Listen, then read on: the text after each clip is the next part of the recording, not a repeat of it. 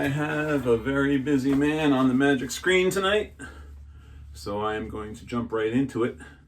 Mr. Nixon from the high school is here to answer the questions the students had about their orientation program that they missed. We sent them some information and I asked them to give me their questions if they had any. And they did have questions, not too many, but we're going to go through them tonight with Mr. Nixon. Let's get right to it. I hope you guys are all feeling well. Okay, as I said, we do have Mr. Nixon waiting, and he is pretty busy these days. We all are. Even after dinner, we're working as hard as we possibly can to make sure everything's well. So let's just get to this right away. But before I do that, I am going to open up the door because I've got Burke out there, and he's wondering why he's locked out. So I'll let him wander in and out as he wants to. And let's see if Mr. Nixon is actually here. And he is. Hello, Mr. Nixon. How are you today? Doing good, Mr. Geiger. How are you? Great. I'm glad you joined us today. We have, I would imagine we have quite a few students listening in because we do have 230 plus graduates this year. And they sent us some questions. If you're prepared, I'd like to begin by asking how everybody is at home, if everybody's healthy and well and all that. Sure, yeah. Thanks for asking. Everybody's good here at home. Good. We're just all busy. I have a son in 5th grade, daughter in 4th grade. They're busy doing all of their coursework I'll bet. for their school. I have a wife who's an educator. She's busy, teaching her students. So it is education all day long here at the Nixon household. But thank you for asking. Everybody's doing well. I trust that everybody's well by you also. Thanks for asking. Yeah, we are good. And my extended family, everybody's well. And we do have some children in some hot spots around the country with what's going on, but everybody's safe. Everybody's fine. So no worries Thanks today. Thanks so much for having me here today. I've been excited to have my opportunity to appear on Geiger's Garage since I've seen this start. Oh yeah, this is really excited. It's the place to be. So I'm just going to kick this off and remind everyone that we sent a questionnaire home and students, or rather a survey home to see if there were any questions. And we did get about a dozen questions. So we'll just take them one at a time. And the first one is I think probably on everyone's mind. When exactly will a high school child or student rather receive their schedule?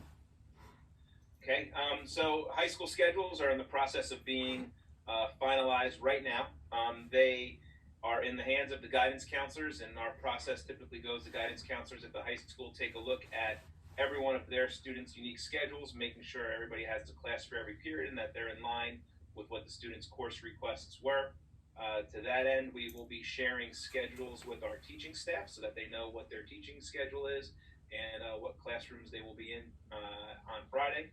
And then next week, we expect to have an email going home to let people know what their tentative schedules are for next school year. We don't share some specific information on there, such as who the teachers are, so on and so forth, but you will know what periods you have specific classes and what those specific classes are. That's the focus. Great. So even I might know the answer to this because your scheduling is almost completed. Is it possible to change electives is the question. It is, but we really ask that people try not to at all costs. Any schedule changes that need to be made through the guidance counselor prior to the last day of school, June 18th. We make a unique schedule at the high school every single year. So in other words, we collect every course request that students have. And, based upon those course requests, we blend together those along with what the graduation requirements are and create a unique schedule. So in other words, if in a given year 60 students decide they want to take class A, we go ahead and we run 3 sections of that class. Once we have those requests in, we really ask people not to change them because we make teacher schedules and we make classroom schedules based upon those numbers and things like that. So it's really critical that we say that any requests to change your schedule to the truly critical changes that need to be made. And would you suggest they hold off until they meet with their counselor in September? I would suggest they connect with their counselor now to put it on their counselor's radar, but okay. Expect that the focus may be on making sure that they're in the proper major classes. Especially freshman year, sometimes the electives that possibly flood so we do our best starting with seniors to make sure that they have everything they want and need, and then it kind of trickles on down a little bit. So we to the best of our ability, we make sure that freshmen get what they want, and if it's not maybe their primary request, we make sure that we fill in their schedule with some of their alternate requests are. If you remember, we ask everybody to give us 4 primary and then 4 secondary elective requests, and we do our best to make sure that what's on a student's schedule is the part of that request. Yeah. Okay, thank you. So this is a question about lockers. I know everyone in the building does get a locker assigned, but this student recognizes that some students don't use their lockers. Is that true? And how do they carry everything around? Are they allowed to carry their backpacks? It's really an interesting trend that you see at the high school. A lot of students do not use their lockers at all. As you said, everybody gets a lock in a locker, and we encourage students to go ahead and use those spaces, so this way they're not carrying around an excessive amount of books. But some students still choose to. It is a big building. You have a certain amount of time to get from one class to another, and when the bell rings at the end of the day, you have about 4 minutes to get on the bus before that bus pulls out and heads home. So in order to conserve time, I noticed that a lot of students do their best to try and carry most of their things with them. Some students get creative and blend it. For example, some students will get in the morning, unload their bag, put it in their locker, carry their items for the first half of their school day, go back to their locker maybe at lunchtime, switch out for the afternoon supplies, and then go through their afternoon. Right. That's not so different than at the middle school, where you get they get into the rhythm and they know what they need for each given day depending on the rotation. Right. And how much time is between classes? 4 minutes. Students have 4 minutes to get from one class to the other. Okay. There's a question here about honors being impacted by the lockdown, but I think you and I can both agree that schedules are made. So honors were actually placed prior to us leaving school, weren't they? Yeah, and really the scheduling process is a long process, going all the way back to January. When teachers submit recommendations, and then counselors meet with students and get course requests, and then based upon the teacher recommendations and the student course requests, that information is sent home for families to take a look at. So families should be aware of the requests that were put into the system for their student. And that's what the schedule was made based off of. All of those things were already in the system prior to us, being home with the schools closed. Okay. Finding out about participation in clubs and musical and things like that, how does a student get involved? Or how do they find out about getting involved in those things? Sure. And being able to be involved in a vast number of clubs and activities, I think, is really one of the unique aspects of our schools. The rotate and drop schedule really helps to support that. A lot of the clubs and activities, the majority meet at lunchtime, and sometimes different groups will have information sessions. I know specifically for either the fall drama or the spring musical, there will be announcements made about when that group will be meeting to share information about tryouts and auditions and those types of things Right. that happen after school. But the meeting about it is often during the school day at lunchtime. A really good resource that comes out every single day at school are the daily announcements. Every student will receive the daily announcements in their email. So to follow up on that and kind of keep an eye on what's being announced is a good way to keep yourself informed, and parents can keep an eye on it as well, because that's also posted daily on the GL website. But also something that we do that's somewhat unique, towards the end of September, we will have a club fair. It'll be during student lunch. It'll be held in the Blue Gym. And all of our various clubs and organizations, set up tables, and students have the opportunity to go around and learn a little bit more about, what each club does, what each club offers, and, how they can go about becoming part of it. Yeah, we were going to try to put that through this year in the middle school, but we never had the time to get it done, with what else we're dealing with this year. If you happen to if clubs meet during lunch, how is it impacted when you might have a lab before or after lunch? Does that hit the club time, or how does that work? Yeah, it would hit the club time often, but it's such a part of the culture up at GL that it's understood by everybody, club advisors, all of the club advisors that, if a student has lab, lab comes first. Yeah. You have science lab that day, you go to science lab. What happens is, typically a club might meet, say, I'm just making an example, maybe the first Tuesday of every month.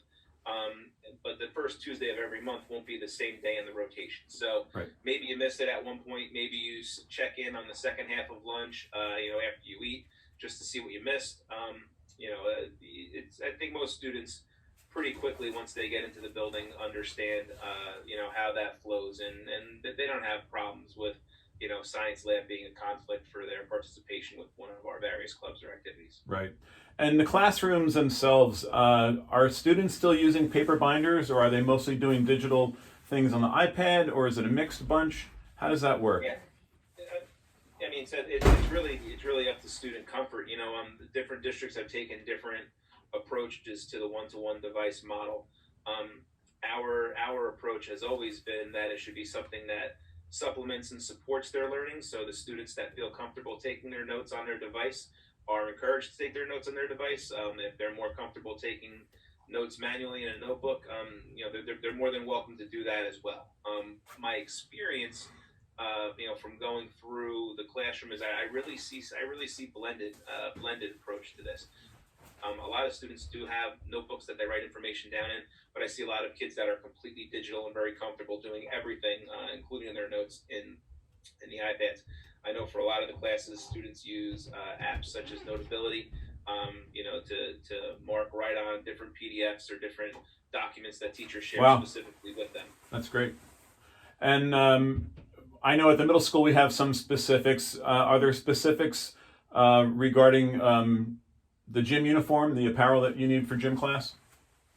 I mean, the phys ed teachers will share those things out, but it is fairly standard. I mean, there is not a specific uniform. We ask that students change into activity and weather appropriate clothing that is different than their school clothing. For the purposes of hygiene. I know students will have a certain amount of time at the beginning of the class period, usually 5 to 7 minutes to get changed, and the same at the end of the class period before moving on to their next class. Right. And finally, for that one student who has high aspirations, someone asked, can freshmen play varsity sports? Yeah, there is no hard and fast rule that says freshmen cannot play varsity sports. Playing varsity sports as a freshman probably lends itself better to specific activities. You might see it more. It just depending on what the different sport is. Obviously, when students are bigger and faster when they're seniors, sometimes that's part of the skill set that's required for a specific sport. But there is no hard and fast rule in place that says that a freshman cannot play a varsity sport. There are hard and fast rules, though, about participating and grades, correct? Yeah, absolutely. That's a good point. That's something we always share. Every student comes into high school eligible for athletics, but the status of your athletic eligibility from that point forward depends upon your performance in the classroom. So you will need to earn a specific amount of credits over the first semester of your school career in order to be eligible once the springtime comes around. Awesome. That's it on the questions from the students. I thought they did a nice job. Very thoughtful questions. Yeah, and I appreciate you sharing the video from the orientation with us. We showed that to all the students. And I guess the final question is, I know we typically, well, I shouldn't say we because I'm busy with my guys, but you typically have an orientation process that includes a day prior to school kind of a thing. You anticipate that will still be scheduled? We are planning for it and we are hoping for it. But I actually just spoke to our orientation advisor the other day, and they are planning for a couple different scenarios. They are planning for, if we're able to come in and do our traditional orientation, but they're also planning alternate activities should we have restrictions or have to be, remote during that time. So we will have an orientation activity that focuses on helping support our freshman transition, to high school. But really that's up in the air right now, but we're preparing for both. Yeah, there's a lot of things up in the air like that, and I think it's worth sharing for the 6th and 7th graders and even any 5th graders who are listening that you and I are both in the same boat. We're planning for the normalcy and thinking about what we need to do just in case it's not as a regular opening as we anticipate. Hopefully by the end, hopefully by the time we get to midsummer, we'll have a lot more clarity about what this all looks like. We're hoping, and we certainly we know the best learning occurs when we're inside the classroom together.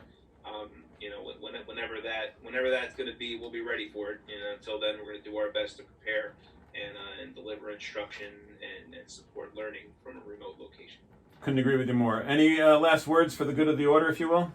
I just want to say thanks for inviting me. This was a lot of fun, and really looking forward to having the new class coming into Governor Livingston High School. The message we always share with them that I'd really like to leave them with is, that they come in and have to learn a lot and adjust quickly.